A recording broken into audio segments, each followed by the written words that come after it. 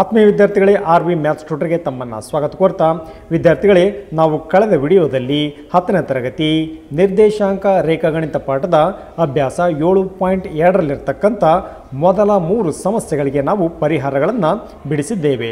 ತಾವೇನಾದರೂ ಆ ವಿಡಿಯೋವನ್ನು ನೋಡಿಲ್ಲ ಅಂದರೆ ನಾನು ಡಿಸ್ಕ್ರಿಪ್ಷನ್ನಲ್ಲಿ ಲಿಂಕನ್ನು ಹಾಕಿರ್ತೀನಿ, ತಾವು ಆ ವಿಡಿಯೋವನ್ನು ನೋಡ್ಬೋದು. ಇವತ್ತಿನ ಈ ಒಂದು ತರಗತಿಯಲ್ಲಿ ಅಭ್ಯಾಸ 7.2 ರಲ್ಲಿರತಕ್ಕಂತ 4, 5, 6 ಮತ್ತು 7ನೇ ಸಮಸ್ಯೆಗಳಿಗೆ ಪರಿಹಾರಗಳನ್ನು ಬಿಡಿಸೋಣ. ಇಲ್ಲಿ ಮೊದಲನೇದಾಗಿ 4ನೇ ಸಮಸ್ಯೆ -3, 10 ಮತ್ತು 6, -8 ಬಿಂದುಗಳನ್ನು ಸೇರಿಸುವ ರೇಖಾಖಂಡವು -1, 6ರಿಂದ ಯಾವ ಅನುಪಾತದಲ್ಲಿ ವಿಭಾಗಿಸಲ್ಪಡುತ್ತದೆ ಎಂದು ಕಂಡುಹಿಡಿಯಿರಿ. ವಿದ್ಯಾರ್ಥಿಗಳೇ, ಇಲ್ಲಿ ಕೊಟ್ಟಿರ್ತಕ್ಕಂಥ ಬಿಂದುಗಳು -3, 10 ಈ ಒಂದು ಬಿಂದುವನ್ನು ನಾನು ಎ ಬಿಂದು ಅಂತ ನಾನು ಕೊಟ್ಟಿದ್ದೇನೆ. ಅದೇ ರೀತಿಯಾಗಿ 6, -8 ಈ ಒಂದು ಬಿಂದುವನ್ನು ನಾನು ಬಿ ಬಿಂದು ಅಂತ ನಾನು ಕೊಟ್ಟಿದ್ದೇನೆ. ವಿದ್ಯಾರ್ಥಿಗಳೇ, ಈ ಎರಡು ಬಿಂದುಗಳನ್ನು ಸೇರಿಸ್ತಕ್ಕಂಥ ಈ ಒಂದು ಸರಳ ರೇಖೆ ಎ ಬಿ ಸರಳ ರೇಖೆ, ಈ ಒಂದು ಸರಳ ರೇಖೆಯನ್ನು -1, 6 ಈ ಒಂದು ಬಿಂದು, ಇದು ಪಿ ಬಿಂದು ಅಂತ ನಾನು ಕೊಟ್ಟಿದ್ದೇನೆ. ಈ ಒಂದು ಬಿಂದು ಯಾವ ಅನುಪಾತದಲ್ಲಿ ವಿಭಾಗಿಸ್ತದೆ ಅಂತ ನಾವು ಕಂಡು ಹಿಡಿಬೇಕಾಗಿದೆ. ಇಲ್ಲಿ ಅನುಪಾತಗಳನ್ನು ನಾವು ಕಂಡು ಹಿಡಿಬೇಕಾಗಿದೆ. ಇದು m1 ಮತ್ತು m2 ದ ಬೆಲೆಗಳನ್ನು ನಾವು ಕಂಡು ಹಿಡಿಬೇಕಾಗಿದೆ. ವಿದ್ಯಾರ್ಥಿಗಳೇ ಇಲ್ಲಿ m1 ಅನುಪಾತ m2 ದ ಬೆಲೆಯನ್ನು ನಾವು ಕಂಡು ಹಿಡಿಬೇಕಾಗಿದೆ. ಆದ್ದರಿಂದ ಈ ಪಿ ಬಿಂದುವಿಗೆ ನಾನು x, y ಅಂತ ನಾನು ಕೊಟ್ಟಿದ್ದೇನೆ. ಅದೇ ರೀತಿಯಾಗಿ ಎ ದ ಬಿಂದುಗಳನ್ನು ನಾನು x1, y1 ಅಂತ ನಾನು ಕೊಟ್ಟಿದ್ದೇನೆ. ಅದೇ ರೀತಿಯಾಗಿ ಬಿ ಬಿಂದುವಿನ ಬೆಲೆಗಳನ್ನು ನಾನು x2, y2 ಅಂತ ನಾನು ಕೊಟ್ಟಿದ್ದೇನೆ. ಆದ್ದರಿಂದ ವಿದ್ಯಾರ್ಥಿಗಳೇ, ಪಿ ಬಿಂದುವಿನ ನಿರ್ದೇಶಾಂಕಗಳು. ವಿದ್ಯಾರ್ಥಿಗಳೇ, ಇಲ್ಲಿ ಭಾಗ ಪ್ರಮಾಣ ಸೂತ್ರವನ್ನು ನಾನಿಲ್ಲಿ ಉಪಯೋಗಿಸ್ತಾ ಇದ್ದೀನಿ. ಆದ್ದರಿಂದ ಭಾಗ ಪ್ರಮಾಣ ಸೂತ್ರವನ್ನು ನಾನಿಲ್ಲಿ ಬರ್ಕೊಂಡಿದ್ದೀನಿ. x, y is equal to m1x2 plus m2x1 ಭಾಗಲೆ m1 plus m2 m1y2 plus m2y1 ಭಾಗಲೆ m1 ಪ್ಲಸ್ m2. ವಿದ್ಯಾರ್ಥಿಗಳೇ, ಇದು ಭಾಗ ಪ್ರಮಾಣ ಸೂತ್ರ. ಈ ಒಂದು ಸೂತ್ರದಲ್ಲಿ ನಾವು ಬೆಲೆಗಳನ್ನು ಆದೇಶ ಮಾಡೋಣ. ವಿದ್ಯಾರ್ಥಿಗಳೇ, ಇಲ್ಲಿ x, y ಇಲ್ಲಿ x, y ಈ ಒಂದು ಬೆಲೆಗಳನ್ನು ಕೊಟ್ಟಿದ್ದಾನೆ. ಇದು -1, 6 ಇದೆ. -1, 6ಅನ್ನು ನಾನು ಎಡಭಾಗದಲ್ಲಿ ಬರ್ಕೊಂಡಿದ್ದೀನಿ. ದಿಸ್ ಈಕ್ವಲ್ ಟು ಬ್ರಾಕೆಟ್ನಲ್ಲಿ m1x2. m1 ನಮಗೆ ಗೊತ್ತಿಲ್ಲ ಅನುಪಾತ, ಹಾಗೆ ನಾನು m1ಅನ್ನು ಬರ್ಕೊಂಡಿದ್ದೀನಿ. x2 ದ ಬೆಲೆ 6 ಇದೆ, 6ಅನ್ನು ನಾನು ಬ್ರಾಕೆಟ್ನಲ್ಲಿ ಬರ್ಕೊಂಡಿದ್ದೀನಿ. ಪ್ಲಸ್ m2 ದ ಬೆಲೆ ಅನುಪಾತ ನಮಗೆ ಗೊತ್ತಿಲ್ಲ, m2 ಹಾಗೆ ನಾನು ಬರ್ಕೊಂಡಿದ್ದೀನಿ. x1 ಅದು -3 ಇದೆ, -3ಅನ್ನು ನಾನು ಬ್ರಾಕೆಟ್ನಲ್ಲಿ ಬರ್ಕೊಂಡಿದ್ದೀನಿ. ಬಾಗಲೇ ಅನುಪಾತಗಳು ನಮಗೆ ಗೊತ್ತಿಲ್ಲ, ಆದ್ದರಿಂದ m1 ಪ್ಲಸ್ m2 ಛೇದದಲ್ಲಿ ಹಾಗೆ ನಾನು ಬರ್ಕೊಂಡಿದ್ದೀನಿ. m1y2 m1ಅನ್ನು ಹಾಗೆ ನಾನು ಬರ್ಕೊಂಡಿದ್ದೀನಿ. y2 ದ ಬೆಲೆ -8 ಇದೆ, ಬ್ರಾಕೆಟ್ನಲ್ಲಿ ಬರ್ಕೊಂಡಿದ್ದೀನಿ. ಪ್ಲಸ್ m2ಅನ್ನು ಹಾಗೆ ನಾನು ಬರ್ಕೊಂಡಿದ್ದೀನಿ. y1 ದ ಬೆಲೆ ಅದು 10 ಇದೆ, 10ಅನ್ನು ನಾನು ಬ್ರಾಕೆಟ್ನಲ್ಲಿ ಬರ್ಕೊಂಡಿದ್ದೀನಿ. ಬಾಗಲೇ m1 ಪ್ಲಸ್ m2 ಹಾಗೆ ನಾನು ಬರ್ಕೊಂಡಿದ್ದೀನಿ. ವಿದ್ಯಾರ್ಥಿಗಳೇ, ನಾನಿಲ್ಲಿ -1 ಅದು ಇದಿಷ್ಟು ಬೆಲೆಗೆ ಏನಾಗಿರ್ತದೆ, ಸಮನಾಗಿ ಇರ್ತದೆ. ಅಂದರೆ -1 ಅಂದರೆ ಅದು x ದ ಬೆಲೆ ಆಗಿರ್ತದೆ. ಅಂದರೆ ಈ ಒಂದು ಸ್ಥಾನದಲ್ಲಿರ್ತಕ್ಕಂಥ ಬೆಲೆ ಕೂಡ ಇದು x ದ ಬೆಲೆ ಆಗಿರ್ತದೆ. ಈ ಒಂದು ಬೆಲೆ -1ಕ್ಕೆ ಸಮ ಆಗಿರ್ತದೆ. ಅದೇ ರೀತಿಯಾಗಿ 6 ಇದಿಷ್ಟು ಬೆಲೆಗೆ ಅದು ಸಮನಾಗಿ ಇರ್ತದೆ. ಆದ್ದರಿಂದ ನಾನಿಲ್ಲಿ -1 ಈಸ್ ಈಕ್ವಲ್ ಟು ಇದಿಷ್ಟು ಬೆಲೆಗೆ ನಾನು ಸಮನಾಗಿ ತೋರಿಸ್ತಾ ಇದ್ದೀನಿ. ಇಲ್ಲಿ 6 ಗುಂಡ್ಲೆ m1 ಅಂದರೆ 6 ಗುಂಡ್ಲೆ m1 ಅಂದರೆ ಅದು 6 m1 ಆಗ್ತದೆ. ಇಲ್ಲಿ m2 ಪ್ಲಸ್ ಇದೆ, 3 ಮೈನಸ್ ಇದೆ, ಪ್ಲಸ್ ಇಂಟು ಮೈನಸ್ ಆಗ್ತದೆ. 3 ಗುಂಡ್ಲೆ m2 ಅಂದರೆ 3 m2 ಆಗ್ತದೆ. ಬಾಗಲೇ m1 ಪ್ಲಸ್ m2 ಅನ್ನು ಹಾಗೆ ನಾನು ಬರ್ಕೊಂಡಿದ್ದೀನಿ. ವಿದ್ಯಾರ್ಥಿಗಳೇ, ಇಲ್ಲಿ m1 ಪ್ಲಸ್ m2 ಬಲಭಾಗದಲ್ಲಿದೆ, ಛೇದದಲ್ಲಿದೆ. ಇದು ಎಡಭಾಗಕ್ಕೆ ಹೋದರೆ -1ಕ್ಕೆ ಗುಣಾಕಾರ ಆಗ್ತದೆ. ಆದ್ದರಿಂದ ಇಲ್ಲಿ m1 ಪ್ಲಸ್ ಇದೆ, 1 ಮೈನಸ್ ಇದೆ, ಪ್ಲಸ್ ಇಂಟು ಮೈನಸ್ m1 ಒಂದಲೇ m1 ಆಗ್ತದೆ. m2 ಕೂಡ ಪ್ಲಸ್ ಇದೆ, ಇಲ್ಲಿ 1 ಮೈನಸ್ ಇದೆ, ಪ್ಲಸ್ ಇಂಟು ಮೈನಸ್ ಆಗ್ತದೆ. m2 ಒಂದಲೇ m2 ಆಗ್ತದೆ. ದಿಸ್ ಈಕ್ವಲ್ ಟು ಬಲಭಾಗದಲ್ಲಿ 6m1 -3 m2 ಅನ್ನು ಹಾಗೆ ನಾನು ಬರ್ಕೊಂಡಿದ್ದೀನಿ. ವಿದ್ಯಾರ್ಥಿಗಳೇ, ನಾನಿಲ್ಲಿ -m2 ಅನ್ನು ಎಡಭಾಗದಲ್ಲಿ ಹಾಗೆ ನಾನು ಬರ್ಕೊಂಡಿದ್ದೀನಿ. ಇಲ್ಲಿ m2 -3 m2 ಅದು ಬಲಭಾಗದಲ್ಲಿದೆ, ಮೈನಸ್ ಇದೆ. ಎಡಭಾಗಕ್ಕೆ ಬಂದರೆ ಅದು +3 m2 ಆಗ್ತದೆ. ದಿಸ್ ಈಕ್ವಲ್ ಟು ಬಲಭಾಗದಲ್ಲಿ 6 m1 ಅನ್ನು ಹಾಗೆ ನಾನು ಬರ್ಕೊಂಡಿದ್ದೀನಿ. ಅದೇ ರೀತಿಯಾಗಿ -m1 ಎಡಭಾಗದಲ್ಲಿದೆ, ಬಲಭಾಗಕ್ಕೆ ಬಂದರೆ ಅದು +m1 ಆಗ್ತದೆ. ವಿದ್ಯಾರ್ಥಿಗಳೇ, ಇಲ್ಲಿ 3 m2 ಪ್ಲಸ್ ಇದೆ, ಮತ್ತು ಒಂದು M2 ಮೈನಸ್ ಇದೆ. 3ರಲ್ಲಿ ಒಂದನ್ನು ನಾವು ಕಳೆದ್ರೆ ನಮಗೆ 2 M2 ಸಿಗ್ತದೆ. This equal to 6 M1 plus M1. ಇಲ್ಲಿ 6 M1 ಮತ್ತು 1 M1 ಅನ್ನು ನಾವು ಕೂಡಿಸಿದರೆ ನಮಗೆ 7 M1 ಬರ್ತದೆ.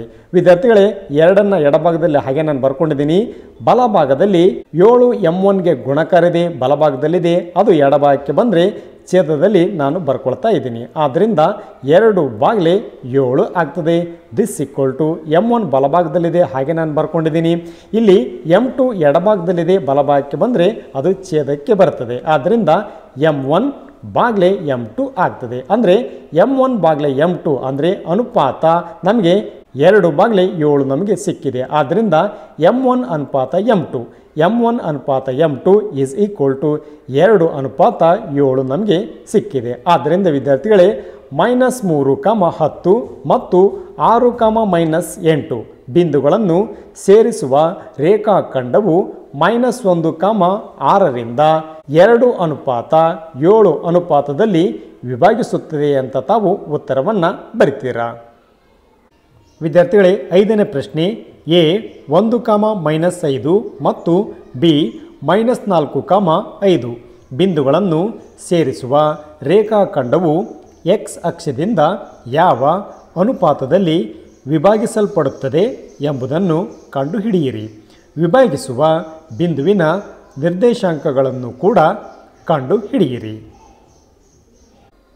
ವಿದ್ಯಾರ್ಥಿಗಳಿಗೆ ಕೊಟ್ಟಿರ್ತಕ್ಕಂಥ ಎ ಬಿಂದು 1, -5 ಇದನ್ನು ನಾನು x1 y1 ಅಂತ ನಾನು ಬರ್ಕೊಂಡಿದ್ದೀನಿ. ಬಿ ಬಿಂದು -4, 5 ಇದನ್ನು ನಾನು x2 y2 ಅಂತ ನಾನು ಬರ್ಕೊಂಡಿದ್ದೀನಿ. ವಿದ್ಯಾರ್ಥಿಗಳೇ, ಎ ಮತ್ತು ಬಿಗಳನ್ನು ಸೇರಿಸ್ತಕ್ಕಂಥ ಈ ಒಂದು ಸರಳ ರೇಖೆ x ಅಕ್ಷವನ್ನು ಇಲ್ಲಿ x ಈ ಒಂದು x ಅಕ್ಷವನ್ನು ಯಾವ ಅನುಪಾತದಲ್ಲಿ ವಿಭಾಗಿಸಲ್ಪಡುತ್ತದೆ ಅಂದರೆ ಈ ಅನುಪಾತಗಳನ್ನು ನಾವು ಕಂಡು ಹಿಡಬೇಕಾಗಿದೆ. ಮತ್ತು ಈ ವಿಭಾಗಿಸ್ತಕ್ಕಂಥ ಈ ಒಂದು ಬಿಂದುವಿನ ನಿರ್ದೇಶಾಂಕಗಳನ್ನು ಕೂಡ ನಾವು ಕಂಡು ಹಿಡಿಬೇಕಾಗಿದೆ. ವಿದ್ಯಾರ್ಥಿಗಳೇ, ಒಂದು ಸರಳ ರೇಖೆ x ಅಕ್ಷವನ್ನು ಛೇದಿಸಿಕೊಂಡು ಹೋಗ್ತದೆ ಅಂದರೆ ಅಲ್ಲಿ x ದ ಬೆಲೆ ಇರ್ತದೆ, ಆದರೆ y ದ ಬೆಲೆ ನಮಗೆ 0 ಆಗಿರ್ತದೆ. ವಿದ್ಯಾರ್ಥಿಗಳೇ, ಇದನ್ನು ತಾವು ಗಮನಿಸಬಹುದು. ಆದ್ದರಿಂದ ವಿದ್ಯಾರ್ಥಿಗಳೇ, ನಾನಿಲ್ಲಿ y ದ ಬೆಲೆಯನ್ನು ನಾನು 0 ಬರ್ಕೊಂಡಿದ್ದೀನಿ. ಅಂದರೆ ಯಾವುದೇ ಒಂದು ಸರಳ ರೇಖೆ x ಅಕ್ಷವನ್ನು ಛೇದಿಸಿಕೊಂಡು ಹೋದರೆ ಅಲ್ಲಿ y ದ ಬೆಲೆ 0 ಆಗಿರ್ತದೆ. ಆದ್ದರಿಂದ ಇಲ್ಲಿ x ದ ಬೆಲೆ ನಮಗೆ ಗೊತ್ತಿಲ್ಲ, x ಅನ್ನು ಹಾಗೆ ನಾನು ಬರ್ಕೊಂಡಿದ್ದೀನಿ. y ದ ಸ್ಥಾನದಲ್ಲಿ ನಾನು 0 ನಾನು ಬರ್ಕೊಂಡಿದ್ದೀನಿ. ಆದ್ದರಿಂದ ವಿದ್ಯಾರ್ಥಿಗಳೇ, ಈ ಪಿ ಬಿಂದುವಿನ ನಿರ್ದೇಶಾಂಕಗಳನ್ನು ಕೂಡ ನಾವು ಕಂಡು ಹಿಡಿಬೇಕಾಗಿದೆ. ಆದ್ದರಿಂದ ನಾನಿಲ್ಲಿ ಪಿ ಬಿಂದುವಿನ ನಿರ್ದೇಶಾಂಕಗಳು ಅಂದರೆ ಇಲ್ಲಿ ಭಾಗ ಪ್ರಮಾಣ ಸೂತ್ರವನ್ನು ನಾನಿಲ್ಲಿ ಬರ್ಕೊಂಡಿದ್ದೀನಿ. ಈ ಒಂದು ಬಿಂದು x, y is equal to m1x2 plus m2x1 Baglay m1 plus m2, m1y2 plus m2y1 Baglay m1 plus m2 ಈ ಒಂದು ಭಾಗ ಪ್ರಮಾಣ ಸೂತ್ರ. ಈ ಒಂದು ಸೂತ್ರದಲ್ಲಿ ನಾವು ಬೆಲೆಗಳನ್ನು ಆದೇಶ ಮಾಡೋಣ. ಇಲ್ಲಿ x, y x ದ ಬೆಲೆ x ಇದೆ, y ದ ಬೆಲೆ 0 ಆಗಿದೆ. ಆದ್ದರಿಂದ x, 0 is equal to m1 ದ ಬೆಲೆ ನಮಗೆ ಗೊತ್ತಿಲ್ಲ, m1 ಹಾಗೆ ನಾನು ಬರ್ಕೊಂಡಿದ್ದೀನಿ. x2 ಅದು -4 ಇದೆ, -4 ಬ್ರಾಕೆಟ್ನಲ್ಲಿ ಬರ್ಕೊಂಡಿದ್ದೀನಿ. ಪ್ಲಸ್ m2 ದ ಬೆಲೆ ನಮಗೆ ಗೊತ್ತಿಲ್ಲ, m2 ಹಾಗೆ ನಾನು ಬರ್ಕೊಂಡಿದ್ದೀನಿ. x1 ದ ಬೆಲೆ ಅದು 1 ಇದೆ, 1 ಬ್ರಾಕೆಟ್ನಲ್ಲಿ ಬರ್ಕೊಂಡಿದ್ದೀನಿ. ಬಾಗ್ಲೆ m1 ಪ್ಲಸ್ m2 ಅನ್ನು ಹಾಗೆ ನಾನು ಬರ್ಕೊಂಡಿದ್ದೀನಿ. ಇಲ್ಲಿ m1 ದ ಬೆಲೆ ನಮಗೆ ಗೊತ್ತಿಲ್ಲ, ಹಾಗೆ ನಾನು ಬರ್ಕೊಂಡಿದ್ದೀನಿ. y2 ದ ಬೆಲೆ ಅದು 5 ಇದೆ, 5 ಬ್ರಾಕೆಟ್ನಲ್ಲಿ ಬರ್ಕೊಂಡಿದ್ದೀನಿ. ಪ್ಲಸ್ m2 ಅನ್ನು ಹಾಗೆ ನಾನು ಬರ್ಕೊಂಡಿದ್ದೀನಿ. y1 ಅದು -5 ಇದೆ, ಬ್ರಾಕೆಟ್ನಲ್ಲಿ ಬರ್ಕೊಂಡಿದ್ದೀನಿ. ಬಾಗ್ಲೆ m1 ಪ್ಲಸ್ m2 ಅನ್ನು ಹಾಗೆ ನಾನು ಛೇದದಲ್ಲಿ ಬರ್ಕೊಂಡಿದ್ದೀನಿ. ಇಲ್ಲಿ ವಿದ್ಯಾರ್ಥಿಗಳೇ, ಈ ಒಂದು x ದ ಬೆಲೆ ಇದಿಷ್ಟು ಬೆಲೆಗೆ ಅದು ಸಮನಾಗಿರ್ತದೆ. ಅದೇ ರೀತಿಯಾಗಿ ಈ ಒಂದು 0 ಇದಿಷ್ಟು ಬೆಲೆಗೆ ಅದು ಸಮನಾಗಿ ಇರ್ತದೆ. ಆದ್ದರಿಂದ ನಾನಿಲ್ಲಿ 0ನ ನಾನು ತೆಗೆದುಕೊಳ್ತಾ ಇದ್ದೀನಿ. ಆದ್ದರಿಂದ 0 ಈಸ್ ಈಕ್ವಲ್ ಟು ಇಲ್ಲಿ m1 ಗುಂಡ್ಲೆ 5, 5 ಗುಂಡ್ಲೆ m1 ಅಂದರೆ 5 m1 ಆಗ್ತದೆ. ಇಲ್ಲಿ m2 ಪ್ಲಸ್ ಇದೆ, 5 ಮೈನಸ್ ಇದೆ, ಪ್ಲಸ್ ಇಂಟು ಮೈನಸ್ ಆಗ್ತದೆ. 5 ಗುಂಡ್ಲೆ m2 ಅಂದರೆ 5 m2 ಆಗ್ತದೆ. ಛೇದದಲ್ಲಿ m1 ಪ್ಲಸ್ m2 ಅನ್ನು ಹಾಗೆ ನಾನು ಬರ್ಕೊಂಡಿದ್ದೀನಿ. ವಿದ್ಯಾರ್ಥಿಗಳೇ, m1 ಪ್ಲಸ್ m2 ಇಲ್ಲಿ ಬಲಭಾಗದಲ್ಲಿದ್ದಾವೆ, ಛೇದದಲ್ಲಿದ್ದಾವೆ. ಎಡಭಾಗಕ್ಕೆ ಹೋದರೆ ಅದು 0ಗೆ ಗುಣಕಾರ ಆಗ್ತದೆ. ವಿದ್ಯಾರ್ಥಿಗಳೇ, m1 ಗುಂಡ್ಲೆ 0 ಅಂದರೆ 0 ಆಗ್ತದೆ. m2 ಗುಂಡ್ಲೆ 0 ಅಂದರೆ 0 ಆಗ್ತದೆ. ಅಂದರೆ ನಮಗೆ ಬಲಭಾಗದಲ್ಲಿ 5m1 ಮೈನಸ್ 5m2 ಉಳಿತದೆ ವಿದ್ಯಾರ್ಥಿಗಳೇ. 0 is equal to 5m1 minus 5m2 ಅನ್ನು ನಾನು ಬರ್ಕೊಂಡಿದ್ದೀನಿ ವಿದ್ಯಾರ್ಥಿಗಳೇ. ಮೈನಸ್ 5m2 ಬಲಭಾಗದಲ್ಲಿದೆ, ಮೈನಸ್ ಇದೆ, ಎಡಭಾಗಕ್ಕೆ ಬಂದರೆ ಅದು ಪ್ಲಸ್ ಆಗ್ತದೆ ವಿದ್ಯಾರ್ಥಿಗಳೇ. 5m2 is equal to 5m1 ಅನ್ನು ನಾನು ಬರ್ಕೊಂಡಿದ್ದೀನಿ. ಈ ವಿದ್ಯಾರ್ಥಿಗಳೇ ಇಲ್ಲಿ 5 ಎಡಭಾಗದಲ್ಲಿದೆ, ಎಡಭಾಗದಲ್ಲಿ ಹಾಗೆ ನಾನು ಬರ್ಕೊಂಡಿದ್ದೀನಿ. ಈ 5 m1ಗೆ ಗುಣಕಾರ ಇದೆ, ಬಲಭಾಗದಲ್ಲಿದೆ, ಎಡಭಾಗಕ್ಕೆ ಬಂದರೆ ಅದು ಈ ಒಂದು 5ಕ್ಕೆ ಭಾಗಾಕಾರ ಆಗ್ತದೆ. ಆದ್ದರಿಂದ 5/5 ಆಗ್ತದೆ. ದಿಸ್ ಈಕ್ವಲ್ ಟು m1 ಬಲಭಾಗದಲ್ಲಿದೆ, ಅಂಶದಲ್ಲಿ ಹಾಗೆ ನಾನು ಬರ್ಕೊಂಡಿದ್ದೀನಿ. m2 5ಕ್ಕೆ ಗುಣಕಾರ ಇದೆ, ಎಡಭಾಗದಲ್ಲಿದೆ, ಬಲಭಾಗಕ್ಕೆ ಬಂದರೆ ಅದು m1ಗೆ ಭಾಗಾಕಾರ ಆಗ್ತದೆ. ಆದ್ದರಿಂದ m1/m2 ಆಗ್ತದೆ. ಅಂದರೆ m1 ಅನುಪಾತ m2 ಅದು 5/5 ನಮಗೆ ಸಿಕ್ಕಿದೆ. 5 1 5, 5 1 5 ಭಾಗಾಕಾರ ಆಗ್ತದೆ. ಅಂದರೆ 1/5 ನಮಗೆ 1 ಸಿಗ್ತಾ ಇದೆ. ಅಂದರೆ ಅನುಪಾತಗಳು ನಮಗೆ ಸಿಕ್ಕಿವೆ. m1 ಅನುಪಾತ m2 ಅದು 1:1 ಆಗಿದೆ ವಿದ್ಯಾರ್ಥಿಗಳೇ. ಆದ್ದರಿಂದ m1 ಅನುಪಾತ m2 ಈಸ್ ಈಕ್ವಲ್ ಟು 1:1 ಆಗಿದೆ ವಿದ್ಯಾರ್ಥಿಗಳೇ. ಆದ್ದರಿಂದ ಎ ಮತ್ತು ಬಿ ಬಿಂದುಗಳನ್ನು ಸೇರಿಸುವ ರೇಖಾಖಂಡವು x ಅಕ್ಷದಿಂದ 1:1 ಅನುಪಾತದಲ್ಲಿ ವಿಭಾಗಿಸುತ್ತದೆ ಅಂತ ತಾವು ಉತ್ತರವನ್ನು ಬರಿತೀರಾ. ಈ ಒಂದು ವಿಭಾಗಿಸ್ತಕ್ಕಂಥ ಈ ಒಂದು ಬಿಂದುವಿನ ನಿರ್ದೇಶಾಂಕಗಳನ್ನು ಕೂಡ ನಾವು ಕಂಡು ಹಿಡಿಬೇಕಾಗಿದೆ ವಿದ್ಯಾರ್ಥಿಗಳೇ. ಆದ್ದರಿಂದ ಇಲ್ಲಿ y ದ ಬೆಲೆ ನಮಗೆ ಗೊತ್ತು, ಅದು 0 ಆಗಿದೆ. ನೆಕ್ಸ್ಟು ನಾವು x ದ ಬೆಲೆಯನ್ನು ಕಂಡು ಹಿಡಿಯೋಣ. ಆದ್ದರಿಂದ ಇಲ್ಲಿ x ದ ಬೆಲೆ ಅದು ಇದಿಷ್ಟು ಬೆಲೆಗೆ ಏನಾಗಿರ್ತದೆ, ಸಮನಾಗಿ ಇರ್ತದೆ. ಆದ್ದರಿಂದ x ಈಸ್ ಈಕ್ವಲ್ ಟು ಇಲ್ಲಿ m1 ಪ್ಲಸ್ ಇದೆ, 4 ಮೈನಸ್ ಇದೆ, ಪ್ಲಸ್ ಇಂಟು ಮೈನಸ್ ಮೈನಸ್ ಆಗ್ತದೆ. 4 ಗುಂಡ್ಲೆ m1 ಅಂದರೆ 4m1 ಆಗ್ತದೆ. ಇಲ್ಲಿ ಒಂದು ಬ್ರ್ಯಾಕೆಟ್ನಲ್ಲಿದೆ, ಪ್ಲಸ್ ಇದೆ, ಪ್ಲಸ್ ಇಂಟು ಪ್ಲಸ್ ಪ್ಲಸ್ ಆಗ್ತದೆ. m2 ಗುಂಡ್ಲೆ 1 ಅಂದರೆ m2ನೇ ಆಗ್ತದೆ. ಛೇದದಲ್ಲಿ m1 ಪ್ಲಸ್ m2 ಅನ್ನು ಹಾಗೆ ನಾನು ಬರ್ಕೊಂಡಿದ್ದೀನಿ ವಿದ್ಯಾರ್ಥಿಗಳೇ. ಇಲ್ಲಿ ನಾವು m1 ಮತ್ತು m2 ದ ಬೆಲೆಗಳನ್ನು ಈ ಒಂದು ಸಮೀಕರಣದಲ್ಲಿ ಆದೇಶ ಮಾಡೋಣ. x ಈಸ್ ಈಕ್ವಲ್ ಟು -4ಕ್ಕೆ -4, m1 ದ ಬೆಲೆ ನಮಗೆ 1 ಸಿಕ್ಕಿದೆ, 1ಅನ್ನು ಬರ್ಕೊಳ್ತಾ ಇದ್ದೀನಿ. ಪ್ಲಸ್ m2 ದ ಬೆಲೆ ಕೂಡ ನಮಗೆ 1 ಸಿಕ್ಕಿದೆ, 1ಅನ್ನು ನಾನು ಬರ್ಕೊಳ್ತಾ ಇದ್ದೀನಿ. ಛೇದದಲ್ಲಿ m1 ಪ್ಲಸ್ m2, 1 ಪ್ಲಸ್ 1ಅನ್ನು ನಾನು ಛೇದದಲ್ಲಿ ಬರ್ಕೊಂಡಿದ್ದೀನಿ. ದಿಸ್ ಈಕ್ವಲ್ ಟು ಇಲ್ಲಿ 1 ಪ್ಲಸ್ ಇದೆ, 4 ಮೈನಸ್ ಇದೆ, ಮೈನಸ್ ಇಂಟು ಪ್ಲಸ್ ಮೈನಸ್ ಆಗ್ತದೆ. 4 1 4 ಆಗ್ತದೆ. 1ಅನ್ನು ನಾನು ಹಾಗೆ ನಾನು ಬರ್ಕೊಂಡಿದ್ದೀನಿ. ಛೇದದಲ್ಲಿ 1 ಪ್ಲಸ್ 1 ಅಂದರೆ 2 ಆಗ್ತದೆ. ಇಲ್ಲಿ x is equal to 1 plus ಇದೆ, 4 ಮೈನಸ್ ಇದೆ, 1ರಲ್ಲಿ 4ಅನ್ನು ನಾವು ಕಳೆದ್ರೆ, ಸಣ್ಣ ಸಂಖ್ಯೆಯಲ್ಲಿ ದೊಡ್ಡ ಸಂಖ್ಯೆಯನ್ನು ನಾವು ಕಳೆದ್ರೆ ನಮಗೆ -3/2 ನಮಗೆ ಸಿಗ್ತಾ ಇದೆ ವಿದ್ಯಾರ್ಥಿಗಳೇ. ಅಂದರೆ x ದ ಬೆಲೆ -3/2 ನಮಗೆ ಸಿಕ್ಕಿದೆ. ಆದ್ದರಿಂದ ವಿದ್ಯಾರ್ಥಿಗಳೇ 1:1ರಲ್ಲಿ ವಿಭಾಗಿಸ್ತಕ್ಕಂಥ ಈ ಒಂದು ಪಿ ಬಿಂದುವಿನ ನಿರ್ದೇಶಾಂಕಗಳು ನಮಗೆ ಸಿಕ್ಕಿವೆ. ಇಲ್ಲಿ y 0 ಆದರೆ x ದ ಬೆಲೆ -3/2 ನಮಗೆ ಸಿಕ್ಕಿದೆ. ಆದ್ದರಿಂದ ಪಿ ಬಿಂದುವಿನ ನಿರ್ದೇಶಾಂಕಗಳು -3/2, 0 ಅಂತ ತಾವು ಉತ್ತರವನ್ನು ಬರಿತೀರಾ. ವಿದ್ಯಾರ್ಥಿಗಳೇ 6ನೇ ಸಮಸ್ಯೆ 1, 2, 4, y, x, 6 ಮತ್ತು 3, 5 ಬಿಂದುಗಳು ಒಂದು ಸಮಾಂತರ ಚತುರ್ಭುಜದ ಅನುಕ್ರಮ ಶೃಂಗಗಳಾದರೆ x ಮತ್ತು yಗಳನ್ನು ಕಂಡುಹಿಡಿಯಿರಿ. ವಿದ್ಯಾರ್ಥಿಗಳೇ ಕೊಟ್ಟಿರ್ತಕ್ಕಂಥ ನಿರ್ದೇಶಾಂಕಗಳನ್ನು ನಾನು ಬಳಸಿಕೊಂಡು ಇಲ್ಲೊಂದು ಸಮಾಂತರ ಚತುರ್ಭುಜವನ್ನು ನಾನಿಲ್ಲಿ ಹಾಕ್ಕೊಂಡಿದ್ದೀನಿ. 1, 2 ಇದಕ್ಕೆ ನಾನು ಎ ಅಂತ ಕೊಟ್ಟಿದ್ದೇನೆ. 4, y ಈ ಒಂದು ಶೃಂಗಕ್ಕೆ ನಾನು ಬಿ ಬಿಂದು ಅಂತ ನಾನು ಕೊಟ್ಟಿದ್ದೇನೆ. ಅದೇ ರೀತಿಯಾಗಿ x, 6 ಈ ಒಂದು ಶೃಂಗ ಬಿಂದುವಿಗೆ ನಾನು ಸಿ ಅಂತ ನಾನು ಕೊಟ್ಟಿದ್ದೇನೆ. ಅದೇ ರೀತಿಯಾಗಿ 3, 5 ಈ ಒಂದು ಬಿಂದುವಿಗೆ ನಾನು ಡಿ ಅಂತ ನಾನು ಹೆಸರನ್ನು ಕೊಟ್ಟಿದ್ದೇನೆ. ಇಲ್ಲಿ ಎ ಬಿ ಸಿ ಡಿ ಒಂದು ಸಮಾಂತರ ಚತುರ್ಭುಜ ಆಗಿದೆ. ವಿದ್ಯಾರ್ಥಿಗಳೇ ಇಲ್ಲಿ ನಿರ್ದೇಶಾಂಕ ಬಿ ಬಿಂದುವಿನ ನಿರ್ದೇಶಾಂಕಗಳು 4, y ಇದೆ. ಈ ಒಂದು yನ ಬೆಲೆಯನ್ನು ನಾವು ಕಂಡು ಹಿಡಿಬೇಕಾಗಿದೆ. ಅದೇ ರೀತಿಯಾಗಿ ಸಿ ಬಿಂದುವಿನ ನಿರ್ದೇಶಾಂಕಗಳು x, 6 ಇದೆ. ಇಲ್ಲಿ ನಾವು x ದ ಬೆಲೆಯನ್ನು ಕೂಡ ನಾವು ಕಂಡು ಹಿಡಿಬೇಕಾಗಿದೆ. ವಿದ್ಯಾರ್ಥಿಗಳೇ ನಮಗೆ ಸಮಾಂತರ ಚತುರ್ಭುಜದ ಗುಣಲಕ್ಷಣಗಳು ನಮಗೆ ಗೊತ್ತು ವಿದ್ಯಾರ್ಥಿಗಳೇ.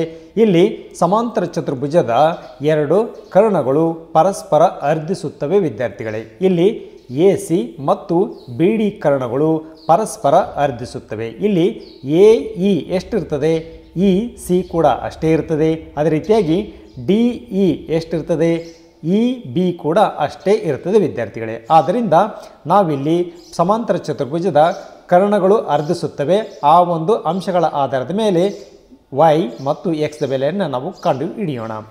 ಇಯು ಎಸಿಯ ಮಧ್ಯಬಿಂದು ಆಗಿದೆ. ಈ ಅಂತಕ್ಕಂಥ ಒಂದು ಬಿಂದು ಕರ್ಣಗಳು ಏನು ಪರಸ್ಪರ ಈ ಬಿಂದುವಿನಲ್ಲಿ ಏನು ಅರ್ಧಿಸಿದ್ದಾವೆ ಈ ಬಿಂದು ಎಸಿಯ ಮಧ್ಯಬಿಂದು ಆಗ್ತದೆ ವಿದ್ಯಾರ್ಥಿಗಳೇ. ಆದ್ದರಿಂದ ಇಯು ಎಸಿಯ ಮಧ್ಯಬಿಂದು ಆಗಿದೆ. ವಿದ್ಯಾರ್ಥಿಗಳೇ, ಇಲ್ಲಿ ಎ ಬಿಂದುವಿನ ನಿರ್ದೇಶಾಂಕಗಳು 1,2 ಇದೆ. ಇದನ್ನು ನಾನು x1 y1 ಅಂತ ನಾನು ಬರ್ಕೊಂಡಿದ್ದೀನಿ. ಅದೇ ರೀತಿಯಾಗಿ ಸಿ ಬಿಂದುವಿನ ನಿರ್ದೇಶಾಂಕಗಳು x, 6 ಇದ್ದಾವೆ. ಇದನ್ನು ನಾನು x2 y2 ಅಂತ ನಾನು ಬರ್ಕೊಂಡಿದ್ದೀನಿ. ನಾವೀಗ ಎ ಸಿಯ ಮಧ್ಯಬಿಂದುವನ್ನು ನಾವು ಕಂಡು ಹಿಡಿಯೋಣ. ಅದು ಈ ಬಿಂದು ಆಗಿದೆ. ಈ ಬಿಂದುವಿನ ನಿರ್ದೇಶಾಂಕಗಳನ್ನು ನಾವು ಕಂಡು ಹಿಡಿಯೋಣ. ಈ ಬಿಂದುವಿನ ನಿರ್ದೇಶಾಂಕಗಳು ನಾನಿಲ್ಲಿ ಮಧ್ಯಬಿಂದು ಸೂತ್ರವನ್ನು ನಾನು ಉಪಯೋಗಿಸ್ತಾ ಇದ್ದೀನಿ.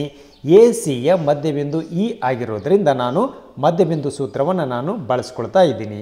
ಆದ್ದರಿಂದ ಈ ಬಿಂದುವಿನ ನಿರ್ದೇಶಾಂಕಗಳು is equal to x1 + x2 ಭಾಗಲೆ 2 y1 + y2 ಭಾಗಲೆ 2. ಈ ಒಂದು ಸೂತ್ರ ಮಧ್ಯಬಿಂದುವನ್ನು ಕಂಡು ಹಿಡಿತಕ್ಕಂಥ ಸೂತ್ರ. ದಿಸ್ ಈಕ್ವಲ್ ಟು x1 ಅದು 1 ಇದೆ, 1 ಪ್ಲಸ್ x2 ಅದು x ಇದೆ, x ಅನ್ನು ಬರ್ಕೊಂಡಿದ್ದೀನಿ, ಭಾಗಲೆ 2 ಬರ್ಕೊಂಡಿದ್ದೀನಿ, y1 ಅದು 2 ಇದೆ, 2 ಪ್ಲಸ್ y2 ಅದು 6 ಇದೆ, 6 ಬರ್ಕೊಂಡಿದ್ದೀನಿ, ಭಾಗಲೆ 2 ನಾನು ಬರ್ಕೊಂಡಿದ್ದೀನಿ. ಇಲ್ಲಿ 1 + x ಭಾಗಲೆ 2 ಹಾಗೆ ನಾನು ಬರ್ಕೊಂಡಿದ್ದೀನಿ, 2 + 6 ಒಟ್ಟು 8 ಆಗ್ತದೆ, ಭಾಗಲೆ 2 ನಾನು ಬರ್ಕೊಂಡಿದ್ದೀನಿ. ದಿಸ್ ಈಕ್ವಲ್ ಟು ವಿದ್ಯಾರ್ಥಿಗಳೇ 1 + x ಭಾಗಲೆ 2 ಹಾಗೆ ನಾನು ಬರ್ಕೊಂಡಿದ್ದೀನಿ. ಇಲ್ಲಿ 8 2 ಭಾಗಿಸ್ತದೆ, 2 × 2 2 4 8 ಆಗ್ತದೆ. 1 + x ಭಾಗಲೆ 2 4 ನಮಗೆ ನಿರ್ದೇಶಾಂಕಗಳು ನಮಗೆ ಸಿಗ್ತಾ ಇದೆ. ವಿದ್ಯಾರ್ಥಿಗಳೇ, ಈ ಒಂದು ಸಮೀಕರಣಕ್ಕೆ ನಾನು 1ನೇ ಸಮೀಕರಣ ಅಂತ ನಾನು ಕೊಡ್ತಾ ಇದ್ದೀನಿ ವಿದ್ಯಾರ್ಥಿಗಳೇ. ಅದೇ ರೀತಿಯಾಗಿ ಬಿ ಡಿಯ ಮಧ್ಯಬಿಂದು ಕೂಡ ಇ ಆಗ್ತದೆ ವಿದ್ಯಾರ್ಥಿಗಳೇ. ಬಿ ಡಿ ಏನು ಕರ್ಣ ಇದೆ ಈ ಒಂದು ಬಿ ಡಿ ಕರ್ಣದ ಮಧ್ಯಬಿಂದು ಇ ಆಗ್ತದೆ ವಿದ್ಯಾರ್ಥಿಗಳೇ. ನಾವೀಗ ಬಿ ಮತ್ತು ಡಿ ನಿರ್ದೇಶಾಂಕಗಳನ್ನು ಬಳಸಿಕೊಂಡು ಈ ಬಿಂದುವಿನ ನಿರ್ದೇಶಾಂಕಗಳನ್ನು ನಾವು ಕಂಡು ಹಿಡಿಯೋಣ ವಿದ್ಯಾರ್ಥಿಗಳೇ. ಆದ್ದರಿಂದ ಇಯು ಬಿ ಡಿಯ ಮಧ್ಯಬಿಂದು ಆಗಿದೆ. ನಾನಿಲ್ಲಿ ಮಧ್ಯಬಿಂದು ಸೂತ್ರವನ್ನು ನಾನು ಬಳಸ್ತಾ ಇದ್ದೀನಿ. ಬಿ ಬಿಂದುವಿನ ನಿರ್ದೇಶಾಂಕಗಳು 4,y ಇದನ್ನು ನಾನು x1 y1 ಅಂತ ನಾನು ಬರ್ಕೊಂಡಿದ್ದೀನಿ.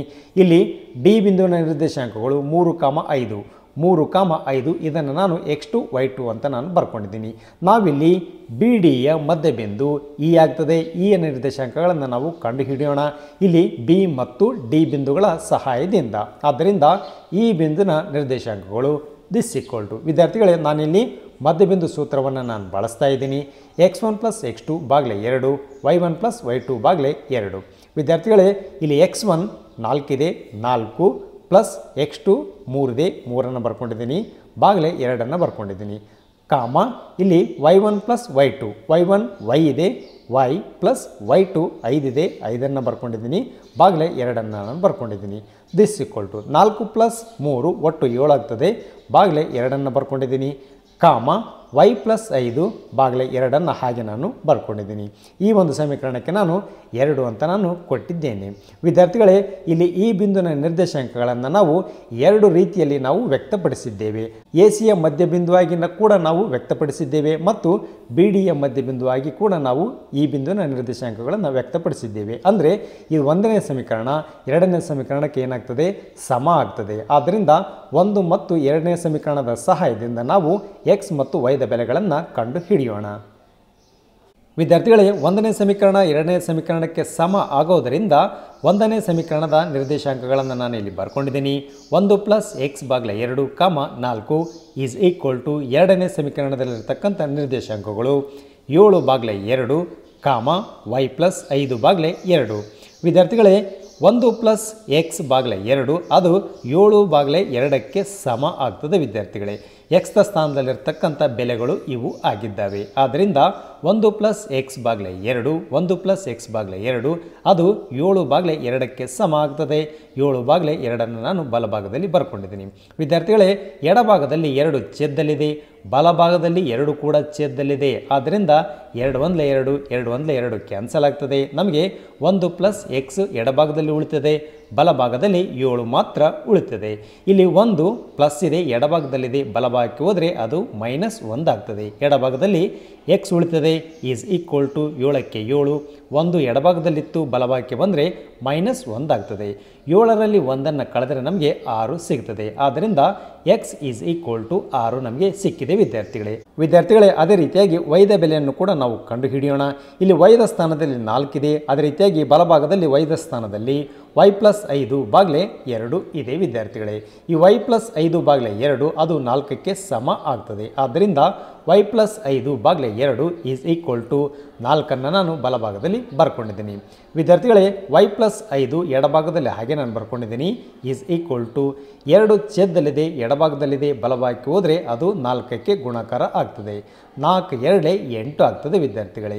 ಇಲ್ಲಿ ವಿದ್ಯಾರ್ಥಿಗಳೇ ಎಡಭಾಗದಲ್ಲಿ +5 ಇತ್ತು, ಅದು ಬಲಭಾಗಕ್ಕೆ ಹೋದರೆ -5 ಆಗ್ತದೆ. ಆದ್ದರಿಂದ ಎಡಭಾಗದಲ್ಲಿ y ಈಸ್ ಈಕ್ವಲ್ ಟು 8 - 5 ಆಗ್ತದೆ ವಿದ್ಯಾರ್ಥಿಗಳೇ. 8ರಲ್ಲಿ 5ಅನ್ನು ಕಳೆದರೆ ನಮಗೆ 3 ಸಿಗ್ತಾ ಇದೆ ವಿದ್ಯಾರ್ಥಿಗಳೇ. ಅಂದರೆ y ದ ಬೆಲೆ ನಮಗೆ 3 ಸಿಕ್ಕಿದೆ.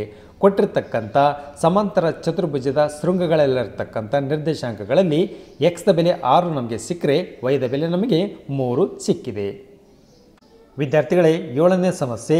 AB ವ್ಯಾಸವಾಗಿರುವ ವೃತ್ತದ ಕೇಂದ್ರ 2, -3 ಮತ್ತು ಬಿಯು 1, 4 ಆದರೆ ಎ ಬಿಂದುವಿನ ನಿರ್ದೇಶಾಂಕಗಳನ್ನು ಕಂಡುಹಿಡಿಯಿರಿ.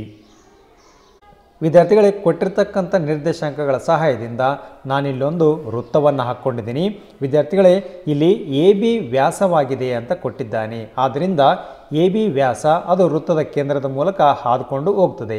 ವೃತ್ತದ ಕೇಂದ್ರದ ನಿರ್ದೇಶಾಂಕಗಳನ್ನು ಕೊಟ್ಟಿದ್ದಾನೆ 2, -3. ಇದಕ್ಕೆ ನಾನು x y ಅಂತ ನಾನು ಬರ್ಕೊಂಡಿದ್ದೀನಿ. ಅದೇ ರೀತಿಯಾಗಿ ಈ AB ವ್ಯಾಸದಲ್ಲಿ B ಬಿಂದುವಿನ ನಿರ್ದೇಶಾಂಕಗಳನ್ನು ಕೊಟ್ಟಿದ್ದಾನೆ. ಅದು 1, 4 ಇದೆ. ಈ ಒಂದು ನಿರ್ದೇಶಾಂಕಗಳಿಗೆ ನಾನು x2 y2 ಅಂತ ನಾನು ಬರ್ಕೊಂಡಿದ್ದೀನಿ. ಅದೇ ರೀತಿಯಾಗಿ ಎ ಬಿಂದುವಿನ ನಿರ್ದೇಶಾಂಕಗಳನ್ನು ನಾವು ಕಂಡು ಹಿಡಿಬೇಕಾಗಿದೆ. ಆದ್ದರಿಂದ ಎ ಬಿಂದುವಿನ ನಿರ್ದೇಶಾಂಕಗಳನ್ನು ನಾನು x1 y1 ಅಂತ ನಾನು ಬರ್ಕೊಂಡಿದ್ದೀನಿ ವಿದ್ಯಾರ್ಥಿಗಳೇ. ಎ ಬಿ ವ್ಯಾಸ ಆಗಿರೋದ್ರಿಂದ ಈ ಒಂದು ವೃತ್ತ ಕೇಂದ್ರ ಮಧ್ಯಬಿಂದು ಆಗ್ತದೆ ವಿದ್ಯಾರ್ಥಿಗಳೇ.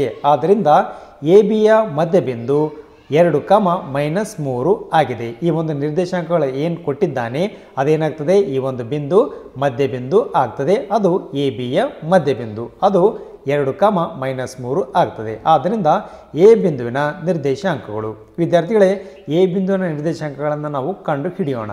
ನಾನಿಲ್ಲಿ ಮಧ್ಯಬಿಂದು ಸೂತ್ರವನ್ನು ನಾನು ಉಪಯೋಗಿಸ್ತಾ ಇದ್ದೀನಿ. ಆದ್ದರಿಂದ ಮಧ್ಯಬಿಂದು x y is equal to x1 + x2 ಬಾಗ್ಲೆ 2 y1 + y2 ಬಾಗ್ಲೆ 2 ವಿದ್ಯಾರ್ಥಿಗಳೇ. ಈ ಒಂದು ಮಧ್ಯಬಿಂದು ಸೂತ್ರದಲ್ಲಿ ನಾವು ಬೆಲೆಗಳನ್ನು ಆದೇಶ ಮಾಡೋಣ. ಎಡಭಾಗದಲ್ಲಿ x, y ಅದು ಮಧ್ಯಬಿಂದು ವೃತ್ತದ ಕೇಂದ್ರ 2, -3 ಇದೆ. 2, -3 ನಾನು ಬರ್ಕೊಂಡಿದ್ದೀನಿ. This equal to x1 + x2. x1 x1 ಆಗಿದೆ, ಅದನ್ನು ನಾನು x1 ಅಂತ ಬರ್ಕೊಂಡಿದ್ದೀನಿ. x2 ಅದು 1 ಆಗಿದೆ, 1 ಬಾಗ್ಲೆ 2 ನಾನು ಬರ್ಕೊಂಡಿದ್ದೀನಿ. y1 + y2. y1 y1 ಆಗಿದೆ, ಆದ್ದರಿಂದ y1 ಹಾಗೆ ನಾನು ಬರ್ಕೊಂಡಿದ್ದೀನಿ. ಪ್ಲಸ್ y2 ಅದು 4 ಆಗಿದೆ, 4 ಅಂಶದಲ್ಲಿ ಬರ್ಕೊಂಡಿದ್ದೀನಿ. ಬಾಗ್ಲೆ 2 ಛೇದದಲ್ಲಿ ಹಾಗೆ ನಾನು ಬರ್ಕೊಂಡಿದ್ದೀನಿ ವಿದ್ಯಾರ್ಥಿಗಳೇ. ಇಲ್ಲಿ ಎಡಭಾಗ ಮತ್ತು ಬಲಭಾಗವನ್ನು ನಾವು ಗಮನಿಸಿದರೆ ಎಡಭಾಗದಲ್ಲಿ x ದ ಸ್ಥಾನದಲ್ಲಿ 2 ಇದೆ, ಬಲಭಾಗದಲ್ಲಿ x ದ ಸ್ಥಾನದಲ್ಲಿ x1 + y ಬಾಗ್ಲೆ 2 ಇದೆ. ಇವು ಏನಾಗ್ತವೆ, ಒಂದಕ್ಕೊಂದು ಸಮ ಆಗ್ತವೆ ವಿದ್ಯಾರ್ಥಿಗಳೇ. ಆದ್ದರಿಂದ x1 + 1 ಬಾಗ್ಲೆ 2, x1 + 1 ಬಾಗ್ಲೆ 2 ಅದು 2ಕ್ಕೆ ಸಮ ಆಗ್ತದೆ. 2 ನಾನು ಬಲಭಾಗದಲ್ಲಿ ಬರ್ಕೊಂಡಿದ್ದೀನಿ. ಇಲ್ಲಿ ಎಡಭಾಗದಲ್ಲಿ x1 + 1 ಹಾಗೆ ನಾನು ಬರ್ಕೊಂಡಿದ್ದೀನಿ. ಇಲ್ಲಿ ಎಡಭಾಗದಲ್ಲಿ ಛೇದದಲ್ಲಿ 2 ಇದೆ, ಇದು ಬಲಭಾಗಕ್ಕೆ ಹೋದರೆ ಅದು 2ಕ್ಕೆ ಗುಣಾಕಾರ ಆಗ್ತದೆ. 2 2 4 ಆಗ್ತದೆ ವಿದ್ಯಾರ್ಥಿಗಳೇ. ಇಲ್ಲಿ ಎಡಭಾಗದಲ್ಲಿ x1 ಹಾಗೆ ನಾನು ಬರ್ಕೊಂಡಿದ್ದೀನಿ. ದಿಸ್ ಈಕ್ವಲ್ ಟು ಬಲಭಾಗದಲ್ಲಿ 4 ಹಾಗೆ ನಾನು ಬರ್ಕೊಂಡಿದ್ದೀನಿ. ಎಡಭಾಗದಲ್ಲಿ +1 ಇತ್ತು, ಅದು ಬಲಭಾಗಕ್ಕೆ ಹೋದರೆ -1 ಆಗ್ತದೆ. 4ರಲ್ಲಿ 1 ನಾವು ಕಳೆದರೆ ನಮಗೆ 3 ಸಿಗ್ತಾ ಇದೆ ವಿದ್ಯಾರ್ಥಿಗಳೇ. x1 ದ ಬೆಲೆ ನಮಗೆ 3 ಸಿಕ್ಕಿದೆ. ಅದೇ ರೀತಿಯಾಗಿ y1 ದ ಬೆಲೆಯನ್ನು ನಾವು ಕಂಡು ಹಿಡಿಯೋಣ. ಇಲ್ಲಿ ಈ ಬಲಭಾಗದಲ್ಲಿ y ದ ಸ್ಥಾನದಲ್ಲಿರ್ತಕ್ಕಂಥ ಬೆಲೆ ಮತ್ತು ಎಡಭಾಗದಲ್ಲಿ y ದ ಸ್ಥಾನದಲ್ಲಿರ್ತಕ್ಕಂಥ ಬೆಲೆಗಳಿಗೆ ಒಂದಕ್ಕೊಂದು ಸಮ ಆಗ್ತದೆ. ಆದ್ದರಿಂದ y1 + 4 ಬಾಗ್ಲೆ 2, y1 + 4 ಬಾಗ್ಲೆ 2 ಅದು -3ಕ್ಕೆ ಸಮ ಆಗ್ತದೆ. -3 ಬಲಭಾಗದಲ್ಲಿ ನಾನು ಬರ್ಕೊಂಡಿದ್ದೀನಿ. y1 + 4 ಎಡಭಾಗದಲ್ಲಿ ಹಾಗೆ ನಾನು ಬರ್ಕೊಂಡಿದ್ದೀನಿ. ಎಡಭಾಗದಲ್ಲಿ 2 ಛೇದದಲ್ಲಿದೆ, ಬಲಭಾಗಕ್ಕೆ ಹೋದರೆ ಅದು -3ಕ್ಕೆ ಗುಣಾಕಾರ ಆಗ್ತದೆ. ಪ್ಲಸ್ ಇಂಟು ಮೈನಸ್ ಮೈನಸ್ 2 3 6 ಆಗ್ತದೆ ವಿದ್ಯಾರ್ಥಿಗಳೇ. y1 ಎಡಭಾಗದಲ್ಲಿ ಹಾಗೆ ನಾನು ಬರ್ಕೊಂಡಿದ್ದೀನಿ. ದಿಸ್ ಈಕ್ವಲ್ ಟು -6 ಬಲಭಾಗದಲ್ಲಿ ಹಾಗೆ ನಾನು ಬರ್ಕೊಂಡಿದ್ದೀನಿ. +4 ಎಡಭಾಗದಲ್ಲಿತ್ತು, ಬಲಭಾಗಕ್ಕೆ ಹೋದರೆ ಅದು -4 ಆಗ್ತದೆ. y1 ಈಸ್ ಈಕ್ವಲ್ ಟು -4 -6 ಒಟ್ಟು -10 ಆಗ್ತದೆ ವಿದ್ಯಾರ್ಥಿಗಳೇ. ಎ ಬಿಂದುವಿನ ನಿರ್ದೇಶಾಂಕಗಳನ್ನು ನಾವು ಕಂಡುಹಿಡ್ಕೊಂಡಿದ್ದೀವಿ. x1 ಬೆಲೆ 3 ನಮಗೆ ಸಿಕ್ಕರೆ y1 ಬೆಲೆ ನಮಗೆ 10 ಸಿಕ್ಕಿದೆ. ಆದ್ದರಿಂದ ಎ ಬಿಂದುವಿನ ನಿರ್ದೇಶಾಂಕಗಳು 3, -10 ಆಗಿವೆ ಅಂತ ತಾವು ಉತ್ತರವನ್ನು ಬರಿತೀರಾ. ವಿದ್ಯಾರ್ಥಿಗಳೇ, ಈ ವಿಡಿಯೋ ಇಷ್ಟ ಆಗಿದ್ದರೆ ಒಂದು ಲೈಕ್ ಮಾಡಿ, ಹಾಗೆ ತಮ್ಮ ಫ್ರೆಂಡ್ಸು ಕೂಡ ಈ ವಿಡಿಯೋನ ಶೇರ್ ಮಾಡಿ. ತಾವೇನಾದರೂ ಹೊಸಬರಾಗಿದ್ದರೆ ನಮ್ಮ ಚಾನಲನ್ನು ಸಬ್ಸ್ಕ್ರೈಬ್ ಮಾಡ್ಕೊಳ್ಳಿ. ಪಕ್ಕದಲ್ಲಿರುವ ಬೆಲ್ ಬಟನ್ ಒತ್ತಿ ಆಲ್ ಆಪ್ಷನನ್ನು ಸೆಲೆಕ್ಟ್ ಮಾಡಿ. ಮುಂದಿನ ವಿಡಿಯೋದಲ್ಲಿ ಇದೇ ಅಭ್ಯಾಸದಲ್ಲಿರುವ ಉಳಿದಿರುವ ಸಮಸ್ಯೆಗಳಿಗೆ ಪರಿಹಾರಗಳನ್ನು ಬಿಡಿಸೋಣ.